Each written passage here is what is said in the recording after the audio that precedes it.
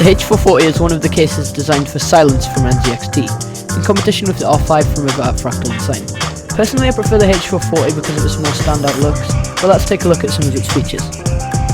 Breaking off the front panel, we can see the three 120mm fans that come with the case, behind the magnetic dust filter.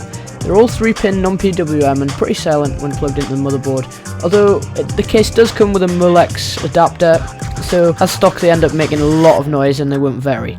With regard to airflow though, pretty damn good, and the design of the case means you're going to get slightly positive pressure unless you opt to go with the rad mounted at the top, where there is support for 360mm, but possibly not quite enough room for a push-pull config. And the front is the first chance to see some of the foam padding that NZXT included to make the case a little more silent, and you'll see later on there is quite a lot more of this stuff.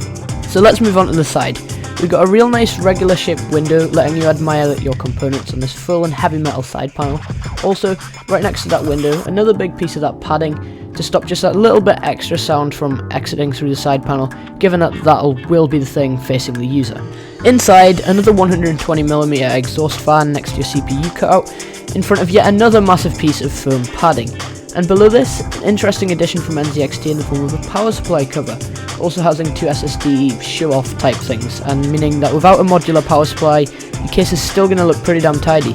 And it's also letting you showcase your 2.5-inch drives, which is always good as well. Must quickly note we've got 3 rubber grommets, only accounting for EATX boards, but more importantly, this real nice NZXT logo on the side lights up in white when a button at the back is pushed in, making the case look real nice and uniform. However, moving on quickly, on the back we can see the PSU cutout with another dust filter, and a removable attachment to be screwed in with thumb screws as a power supply can't be installed from the inside. Finally, the space above the rear I/O is pretty big, and there's that button to light it up and the side logo. Finally, on the side you don't want to or get to see, there's that fan hub that I was talking about, also providing power for the LED lighting with surprisingly a fan header, and that connects up to the PSU with Molex. The spots for the 3.5-inch drives are there too, along with all of your cable management room. About 25mm on the rear side, and as much as 40mm on the other, making the case a real pleasure to work with. And there's lastly your front panel connectors. I really like this case, and for £90 it's probably one of the best value you can get, especially in terms of silence and cable management. As always, I'd like to thank everyone for watching. Please go ahead and share your thoughts in the comments, leave a like and subscribe, and I'll see you all in the next video.